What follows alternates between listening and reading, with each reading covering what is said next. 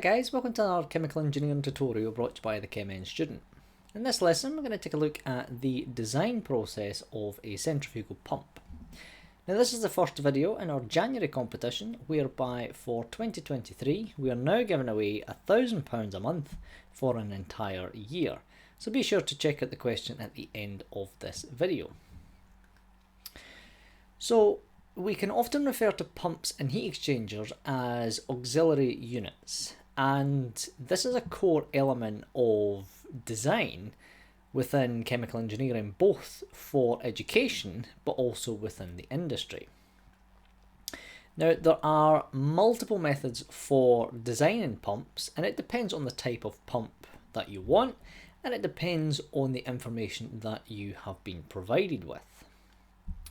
Now in this tutorial what we're going to do is we're going to design a standard centrifugal pump, and it's going to be based solely on the mass flow rate of a compound called urea formaldehyde.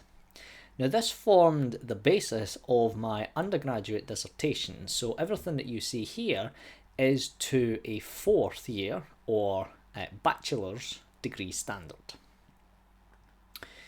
So to get an idea of the overview of the calculation, we're going to focus on three key parameters. The first being the determination of the pressure drop, because the pressure drop will give us an idea of the force that's going to be exerted on our fluid. Similarly, we want the pump head. The pump head will tell us more information about the power that the pump can move the respective fluid. And then finally, we want to know what the power requirements of our pump is going to be. And this can be used for economics, it can be used for life cycle analysis, sensitivity analysis, and so forth.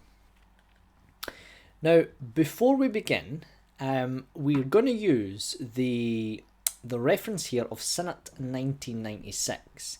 Now, all the correlations, all the equations are based and derived from this reference source.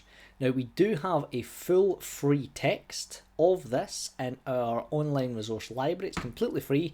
I'll put a link in the description as to how you can access that. But this is what we're going to use to formulate our design. Now there are other methods. There's a ton of other methods out there as to how you design pumps. This is just one of several methods. Now you may be asking, what is pump E8? And essentially what this is it corresponds to the schematic that I made on my control scheme for my dissertation. So I was responsible for designing the reactor for urea formaldehyde, and this is the control scheme that I had devised. And we're going to design this pump here. Again, this was a random choice. We could have picked E2, we could have picked E5, and so forth. So we're going to design E8.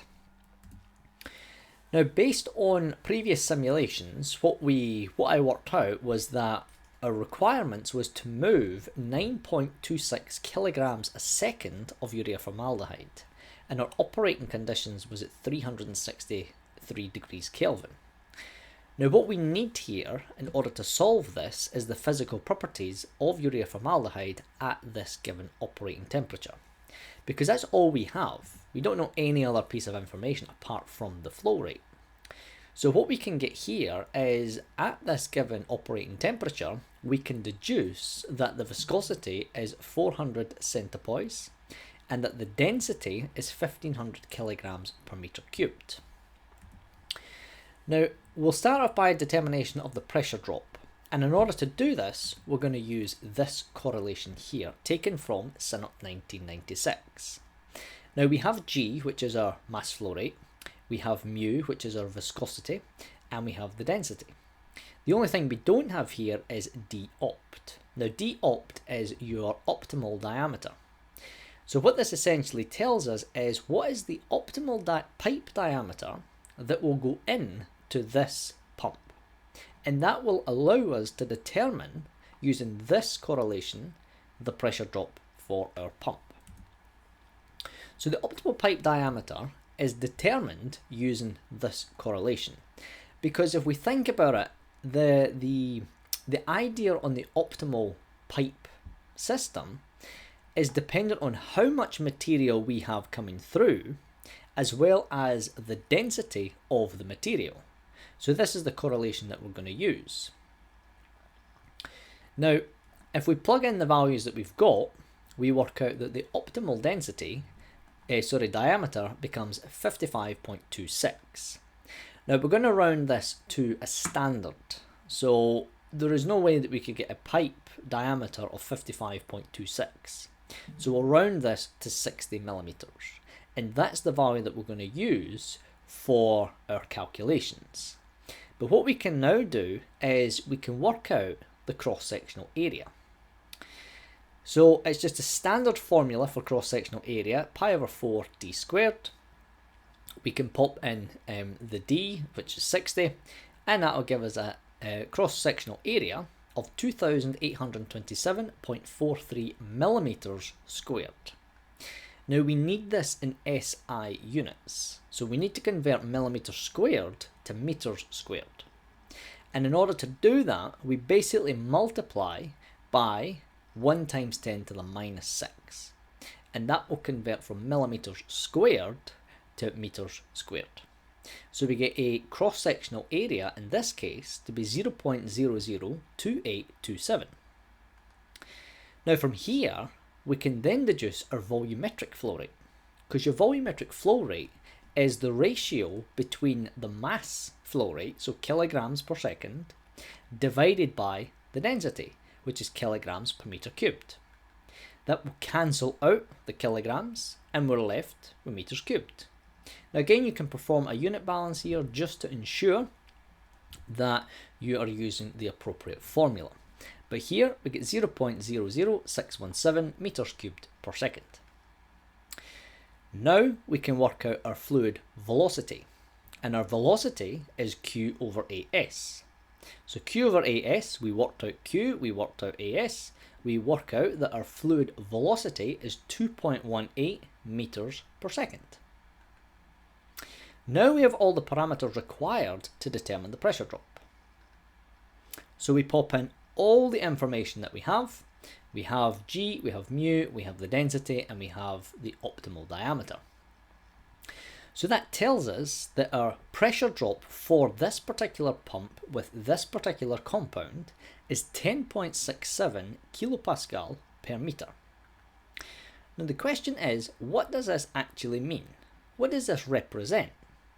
Well, if we think about it, this is the amount of force the pump will exert on our fluid, i.e. urea formaldehyde, as it is shifted from one point to the other, because that is the ultimate goal of the pump, is to transport fluid from point A to point B.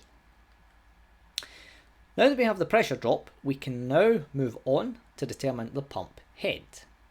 And the head, we're going to use the relationship between the pressure drop and the specific gravity, taken from the same reference text.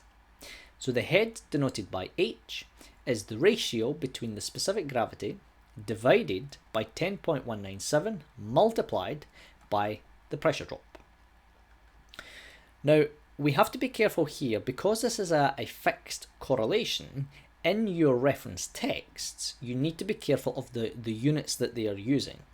So in this case, for this correlation to work, the pressure drop has to be in bar per meter. We have it in kilopascals per meter, so we need to convert the pressure drop, but we will also need to convert our density to specific gravity. So we'll deal with the pressure drop first. So we have 10.67 kilopascal per meter. If we convert to bar, then we end up with 0.1067 bar per meter. It's just a straight conversion, nothing too extraneous here. Now, in order to convert the density to specific gravity, what we need is the reference compound. Now, 99% of the time, your reference compound will be water. So what we need is the density of water at the respective operating temperature. Now, this is very important because a lot of students will use the density of water as 1,000. Now, what you have to do is, in order to be accurate, you have to take the density of your reference compound at your operating temperature, because the density will change ever so slightly.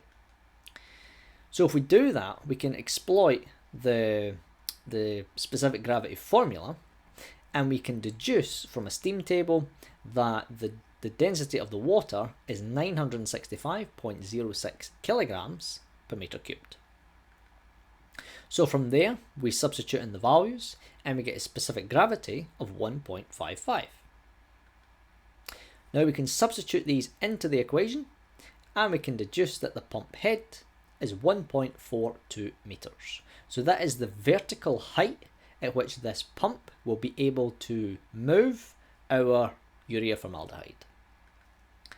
Now lastly, the power requirements. This is needed in order to work out systems for costing, for life cycle analysis, and so forth. But the first thing we have to do is we need to determine what our efficiency is, because pump efficiency will vary greatly. So the range is typically anywhere between 30% and 80%. Now, as part of my dissertation, I deduced that the efficiency would be at 68%. So it's above average.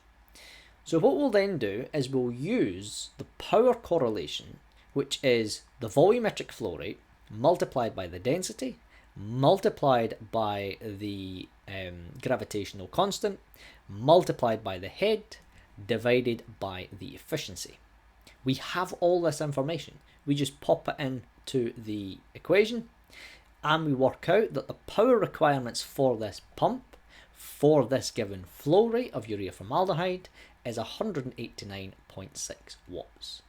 So that's how you would basically design the three core elements of your pump, simply based on a mass flow rate only. Now, in order to enter our monthly competition, whereby we are now increasing it to £1,000 every month for an entire year, so in total you win £12,000, all you have to do is answer the following question correctly. Which of the following is not a type of pump? Is it a rotary, a piston, a diaphragm, a butterfly, or a gear? So simply comment your answer to this video, make sure you like and subscribe to the channel, and make sure that you are subscribed to the Facebook page, because that's where we will announce the winner on the 5th of February. And competition ends on the 31st of January. So that's the end of this lesson. Thanks for watching. Hopefully this was helpful in understanding the concept of a simple pump design. If you liked this video, please like and subscribe to the channel. It really helps us reach as many chemical engineering students as possible. Thank you for your time, and we hope to see you in another video.